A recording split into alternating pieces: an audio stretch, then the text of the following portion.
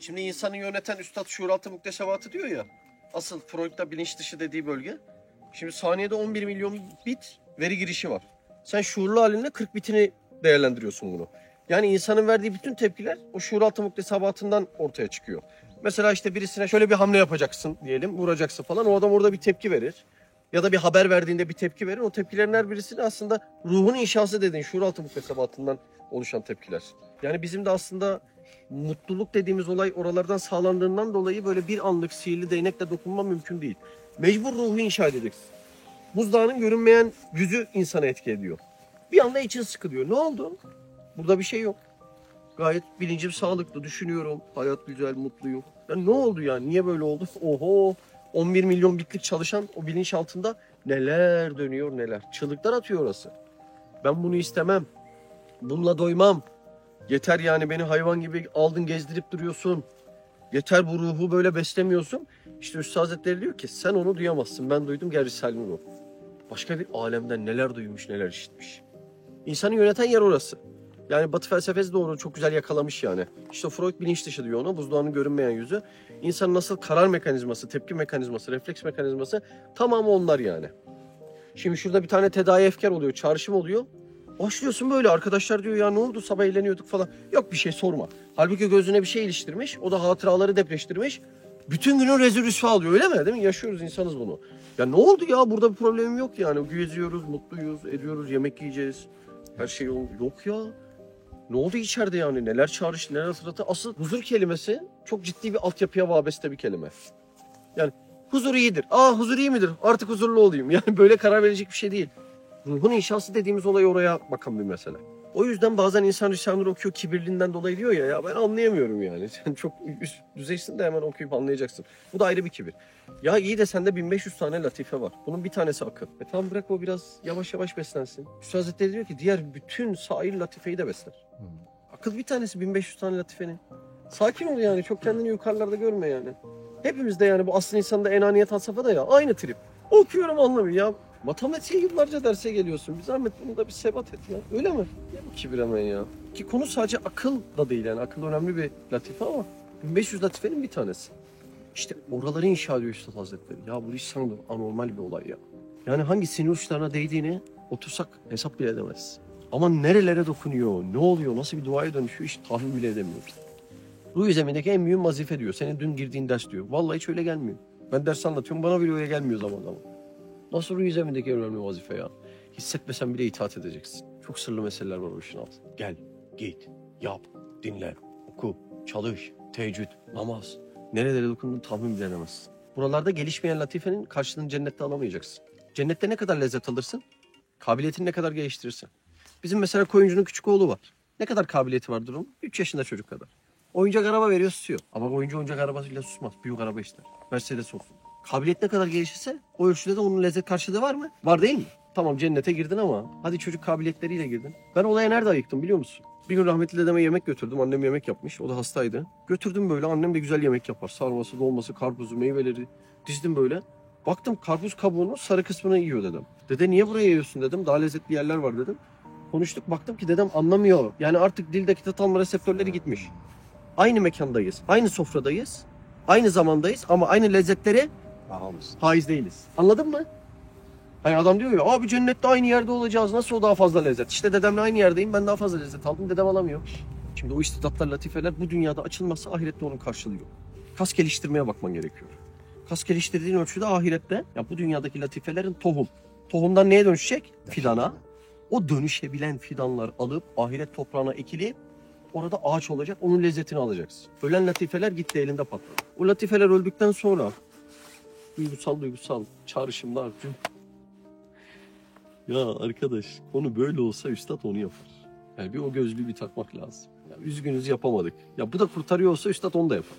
Yok arkadaş yok. Ekmeği bedelsiz vermiyorlar. Biz böyle çok harikalar diyarında zihninde geziyoruz. Bu da böyle kendimizi Allah ile kandırma noktasına çok dönüştürüyor. Şimdi bir adam alkolle içkiyle kansa bunun dönüşü biraz kolay. Adam biliyor aramıyor yani. Ama Allah'la aldandığı anda şimdi mesela zihin açılsın diye uç örnek veriyorum. Affedersin adam muta yapıyor bunun helal olduğuna inanıyor. Şimdi adam Allah'la aldanınca şey yok. Orada anladın mı demek istediğimi? Ne demek istediğimi anlatmak için örnekledim yani. Şimdi Allah'la aldandın mı oradan Çok sakat yani. Bir insan dese ki kendimi çek etmeme gerek yok. Benim yol en doğru yol dese. Yani bu ince detaylı hakikatlere ihtiyaç hissetmese. Oradan aldansa Allah muhafaza. Allah'la aldanmanın dönüşü çok zahmetli. Çok. İnsanı asabından sinirlerine kadar titretecek bir imtihan, bir tokat yemesi icap ediyor. Durum öyle yani. Ruhun inşası demek bu demek. Hani mesela hepimizde vardır. Kalbimizde doymaz bir yer, bir ruh huzursuzluğu, bir kabza girme. Sihirli değneği yok ya. Uzun ruhunu inşa edeceksin. Ama ruhunu inşa ederken ki o süreçlerde emin ol ki hem o an hem ihtiyarlığında daha dayanıklı, daha huzurlu, daha mutlu olacaksın. Bakın dışarıdaki şartlar değişecek demiyorum. Gene can sıkıcı bir olay yaşayacaksın. Gene hasta olabilirsin. Gene başka bir şey yapabilirsin ama buna karşı mukavemetin çok değişecek. Gene hastasındır. Havada uçmayacaksın. Gene yatağa yatacaksındır ama çok huzurlu yatacaksındır. Biz gördük bu adamları ya. İşte merhum Ahmet abi anlatıyorum ya. Böyle iman görmedim ya. Nasıl adamlar ya? Kimden geldiği bu kadar iyi nasıl bilinebilir ya? Allah nasıl böyle hissedilebilir? Ama dünyada arzu ettiği noktaları yakalayıp ruhunu inşa etmeyen adamları görüyoruz. Yok. Acı çeken organlarını susturmanın tek yolu uyuşturmaktır. Bu aslında şaraplarından biri işkolik olmak. Oralardan bir yatırıyor, istediğin kadar yatır. Elbet kendinle baş başa kalacaksın. Çok zor bir şeydir o. Yani burada Fatih abim daha iyi bilir, o doktor. O Maslow'un hiyerarşisi var ya. Ya işte insanın en büyük ihtiyaçları hiyerarşisini söylüyor. En üst seviyesinde kendini gerçekleştirmek diye bir tabir var. Ateist hocalar bile Mevlana Hazretleri'ni falan örnek veriyor orada. Ha Yunus, sen bilirsin psikoloji. Peygamber diyorlar abi. Peygamber diyorlar. Diyor ki yani bir adam diyor tek kalacak ve psikolojisi bozulmayacak. Bak bunları söylüyorlar. Meseleyi anlatan adam ateist ama Jean-Jacques Rousseau'dan örnek veremiyor. Bak Jean-Jacques Rousseau toplum kaçkını gibi bir yere gitmiş. Emmanuel Kant'tan örnek veremiyor. Kant ne diyor biliyor musun? Hislerim dünyada doymuyor. Bak cümleye bak cümleye. Ya bu hisler benden alınmalı ya da karşılığı verilmeli. Böyle haşır cümlesi olur mu? Cümleye bakar mısın ya? Bunlar Batı'nın ruh inşasının mimarları yani. Descartes'e baktığında kezalik gene o da kendine bir dayanak bulamamış. İlahi yani. Hangisine dokunduğunda böyle bir olay çıkıyor. İşte Freud zaten yani çok cümleleri var. Yani az önce bahsettiğim noktalara, temasları, dayanakları akıllara zarar. Adamların şeyleri var ama bu adamların hiçbirisi yalnız toplum içinde bile yaşayamamış. Yani ateist bir adam dahi bu dersi anlatırken bunlardan örnek veremedi bize. Ne diyorlar biliyor musun mesela? En çok üstü kabul gören Mevlana Hazretleri ya. Mevlana Hazretleri diyor. Peygamber diyor. Sizde de aynı şey Aynen oldu. abi, dedi aynen. Allah Allah. Yani bir insanın yalnız kaldığında akıl sağlığını muhafaza edebilmesi. Bu bir kemaldir. Bunun imansız olma yolu yoktur. Ama dışarıda yani baktığımızda 40 takla 40 iş bitiren bir müteahhit arkadaş vardı. Bir ara yemeğe gittik oturduk falan. Baktım yok, masada oturuyoruz. Dışarıdan göründüğü gibi değil, psikoloji değil. Ne yapıyorsun diyorum. Villa yapıyordu. Diyor işte günde 5 kez 10 kez diyor giriyoruz esrara vuruyoruz geri çıkıyoruz diyor. Uyuşturmaya çalışıyor. Mecbur uyuşturacak Aziz abi. Biri esrarla, biri siyasetle, biri işle, biri çekle, biri senetle, biri makamla. Ama bu şaraplarla uyuşturmak ahiretin çözümü değil. İşte biraz böyle bazı pencereler açıldıktan sonra şey yapacaksın. Ya nasıl bu dediklerimi anlamıyorsun yani? Nasıl anlamıyorsun ki? Çok şaşıracaksınız yani. Nasıl bir şarap olduğunu orada anlıyorsun. Hadi yalnız kaldığında kendini gerçekle. Onun yolu ne biliyor musun? Bak kaldın mı yalnız? Kaldı. Açacaksın. Allah'ım ne olur affet. Kurban beni bırakma. Böyle yalvarıp sığınacağım. Kafayı yersin kimsin yoksa ya.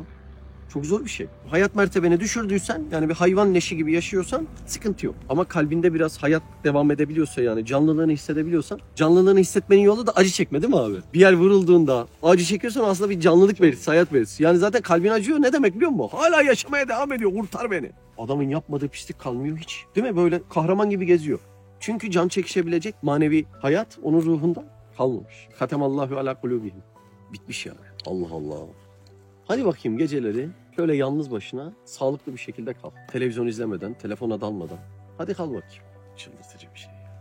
Bir de zekavet cihetinde biraz üstte, kalp sağlığı olarak da biraz alttaysan. Akıl yılan gibi gezer diyor, çıldırtır onu. Yılan gibi ısırır adamı diyor yani Üstad Hazretleri. Doğru kullanılmadığında zeki bir adam ne hale düşeceğini bir hesapla ya. Deli olur deli. Bu yolun nasıl gidileceğini çok dikkat etmek lazım. Bir de bu yolda en önemli mesele muhakeme. Nerede hassas olacaksın, nerede rahat olacaksın çok iyi keşfetmen lazım. Çok iyi. Adamın imanında en ufak mesele oturtmamış. Misvak imanın özüdür gibi bir takıntıya giriyor. Geçmiş olsun. Selamünaleyküm. Üstad Hazretleri bir yerde sünnette meratip var diyor 11. lemada. Sünnetin mertebeleri var. En büyük sünnet muvazene ve muhakeme. En büyük. Ama onu da çözemiyoruz. Şekilci zahirde direkt ne öğrendiysek hemen ilk ona yapışalım diyor. Hastanın lezzeti içi bomboş kalmış, dışını süsledi. Çok zararlı. İşte Müslümanların şizofrenleri de böyle oluyor. Neden? Doğru adımları atmadığında gidiyor yani. Sizin bir sağlık tedavisinde bile doğru adım almayınca patatese dönüyor adam. Bunda ruhta nasıl dönmesin yani? Eski tarikat şeyi, Risale-i Nur tanıdıktan sonra müritlerini dağıtıyor. Diyor ki ben eskiden diyor az yer, az uyur, az konuşurdum diyor. Kıllet-i tam, kıllet-i kelam, kıllet-i nem. bu halimi de beğenirdim diyor. Sen beğenmez mi böyle bir hali? Üstad Hazretleri'nin diyor ben beni beğenmiyorum, beni beğeneni de beğenmiyorum. Lafını duyduktan sonra bu beğenmenin bir sükût olduğunu anlıyor. Şeytan gel içki içelim demiyor. Faize girelim demiyor. Sağdan yanaşma. Sağdan diyor ki bak böyle egoist bir adamı teheccüdlere kaldırır şeytan. O yüzden muazene ve muhakeme noktasında nerede hassas, nerede rahat olmak gerektiğini çok iyi yakalamak icap ediyor. Senin o rahatlığın tam şeytanın sana müdahale edememesi demek oluyor. Çok olmaz yerlerde stresli gergin bir adam olursan olmaz yerlerde senin bütün enerjin orada sömürür gider. İşte Üstad Hazretleri'nin hadiseleri çok enteresan. Yani şimdi şurada birisi Kur'an okusun, sen de ona de ki bıraksana Kur'an okumayı, muhabbet var. Bunu ancak asıl imamı söyleyebilir. Hayatında iktisat ve kanaat noktasında çıldırtıcı bir adam. Biliyorsunuz, Tarçı Hayat'ın başını okudunuz. Dönemin en güzel arabasına biniyor. Gel de bunu muazene et. Çok enteresan hadiseler değil mi? Yani şimdi, Allah Allah böyle mi böyle mi? Yani çok şaşırtıcı hadiseler ya. Hayatındaki sünnetlere dikkat et. Ankara Mahkemesi'nde diyor ki takım elbise kravat geleceksiniz diyor. Üstadım sen sarık giyiyorsun ya. Niye bize takım elbise kravat? Şimdi bunları böyle bir akıl idrak edemez. Ancak asr imamı tebeşirle böyle bir çizgi çizecek oradan yapa anlayacaksın. Çok hadiseler enteresan değil mi? Evet. Kendisine çıkar sarı diyorlar, başımla çıkar diyor. Çok zor ya. Bir, inanılmaz insaf lazım. İki, çok sentezci bir düşünce lazım. Şimdi misvaktan takılan adam bu metaforu yakalayamaz yani. Misvak çok güzel bir sünnet ve Allah daim etsin. Ben takıntıyı söylüyorum. Hayır, Yanlış yok, anlaşılmasın. Sünnetlerin her birisi... Ha, çok da iyi yaptın. Sünnetlerin her biri baş tacıdır. Ama sırası var. Örfi sünnet. Vacip hükmünde mi? Mübah hükmünde mi? Farz mı? Efraz mı? Mesela diyor ki Üstad Hazretleri bu asırda İttihat-ı İslam farzdır diyor. Senin Kur'an okuman nafile. Ama ittihad etmen farz. Bu da ittihad etmeyen İslam dairesinde nasıl ittihad etsin? 3 kişi anlaşamıyor şimdi. Ortamla anlaşamıyor. Nasıl alem İslam olsun? O yüzden Üstad Hazretleri orada farzı uygulatıyor. Anlıyorsun değil mi olayı? Çok enteresan. Bizim üstad anlamada çok problemlerimiz var. Ama bir yerde de diyor ki bana tevafuk eden beni anlar. O ne demek? Bana tevafuk etmek? Benzemek mi? Benzemek. Sorumluluk almış sen de al. İbadeti böyle yapmış sen de yap. Uhuvvete önem vermiş sen de yap. Yani aynı amelleri yapacaksın ki ondan sonra hissedebilirsin. Formül anlaşılıyor değil mi? Önce aynı amelleri yapacaksın ondan sonra da hissedeceksin. İşte şimdi mesela İstanbul'dan birkaç tane arkadaş arıyor beni. Abi diyor işte Mersin'deyken şunları diyordum diyor. Vallahi anlamamıştım ben şimdi anladım diyor. Niye? Tevafuk ettin. İhale sana kaldı İstanbul'da. Yani o noktalarda aynı hassasiyeti göstermediğinde onun 10 kat mesuliyetini yine sen çekeceğinin farkındasın. Öyle olduğundan dolayı da aynı işleri yapmaya başladılar. Öyle yapınca da aynı hisleri paylaşmaya başladılar. Adetullah'tır. Aynı duyguları paylaşmayanı Allah eler. Maalesef ileride şu anki cemaatimizin içinde de yani şu arkadaşların içinde de herkes kalmayacak. Mutlaka elek hep çalışır. Adetullah yani. Buradan birilerini bir sonraki de belki üç sonrasında göremeyeceksiniz. Adetullah böyle. İşte orada da sünnetullah öyle diyoruz. Aynı duyguları paylaşmayanlar elenirler. Şaşırmayın yani bu yolun kaderi böyle. Sadece Allah'a sığının ki Allah'ım beni paçavra gibi bir köşeye atma diye sığınma. Tut elimden yoksa değil mi? Paçavra gibi. Bir de tam paçavra gibi attığında ne oluyor biliyor musun? Dünyadaki bir mesele çok önemli bir hüküm kalbinde alıyor. Hizmetin meselesi de bir anda çok küçülüyor. Bir anda, hissiyat olarak yani. Çok çıldırtıcı bir şey. Allah'ım ne olur öyle yaratmamız. Ne olur yani. Şeytan bazen vesvese atıyor da böyle acaba diyorsun ya içinden. O anda böyle terazi karışıyor. Üf diyorum ne oluyor ya? Ne oluyor? Sonsuzun yanı. Çok basit geliyor. Şimdi mana alemindeki, lahuti alemdeki icraatla sevkler alemindeki hiç alakası yok. Lahuti alemde bir proje çiziyor Allah. Şehadet aleminde bir tane tohum olarak gözüküyor. Bak tohumdan şu anormal bir olay değil mi? Gayb aleminde Allah Azze ve Celle'nin Halis'le bir ilişkisi var. Yaratmış, yıllarca Halis onunla konuşmuş, Rabbisi Halis'i dinlemiş, önemsemiş, anımsamış. Bunların neticesinde bir şey oluyor. Kafeden çıkarken arkadaşının birinin elinden kart görüyor. Bu ne kartı? Alanem diye bir yer varmış. İyi bir gideyim diyor, hayat değişiyor. Şimdi sebepler cihetinde çok basit bir parça. Mana aleminde hiç basit bir olay değil. Mana aleminde olan olaylar çok oturaklı olaylar. Ama sebepler alemine yansıdığında çok ucuz gözüküyor değil mi? Bizim bir tane arkadaş vardı da Allah Allah bölümde de yani herkesle diyalogumuz iyi. 2 yıl boyunca hiç görmemişim adamı. Bir gün yaz okulunda bir geldi.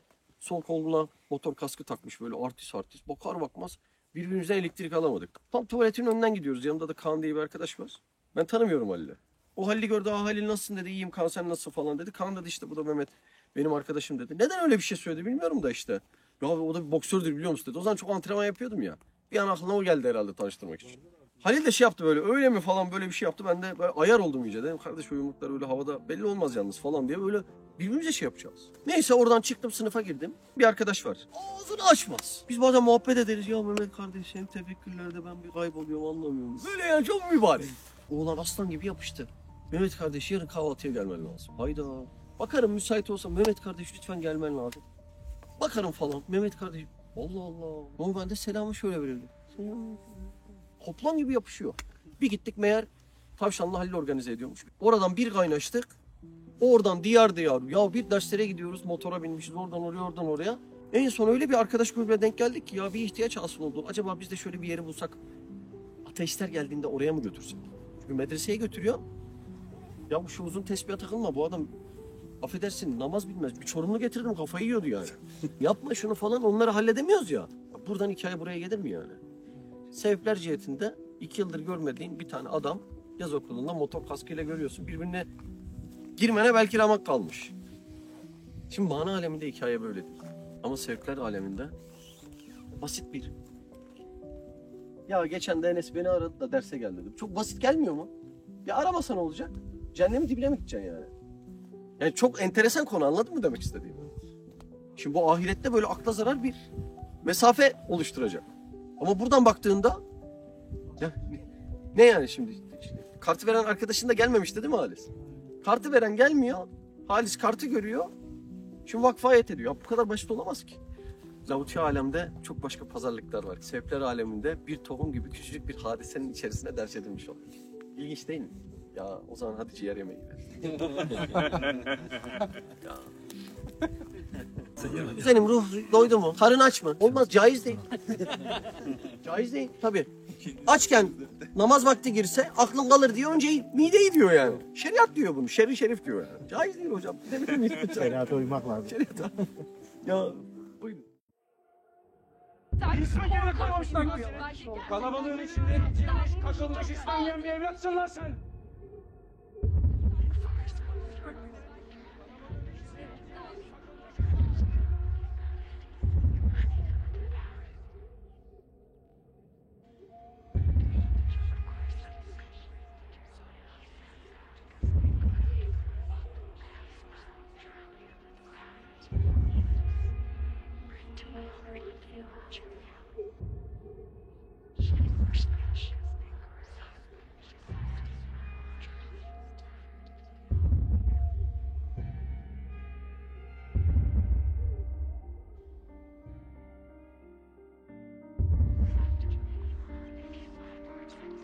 Boğulmak şeytana mahsustur.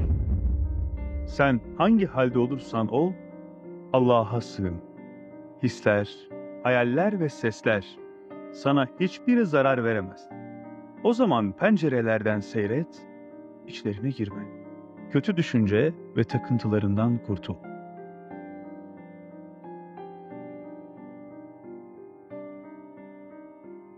Mehmet Yıldız'ın kaleminden Vesvesan kitabı sizlerle. mybedesan.com'dan sipariş verebilirsiniz. Gezegenler bile bir aradayken, tek olduğunu düşünüyorsan koskoca evrende, bu kanal tam sana göre. Bu video YouTube kazanında kaybolmadan, senin gibi başkalarına da ulaşabilmesi için desteğe ihtiyacı var. Her abone, bir kırgın yüreğe daha ulaşmayı sağlayacak. Beğen, abone ol ve yorum yapmayı da unutma. Siz de Hayalhanem'in yurt içi ve yurt dışı projelerine destek olmak için buradaki linke tıklayarak online bağışta bulunabilir veya aşağıdaki iletişim numaralarından bizlere ulaşabilirsiniz.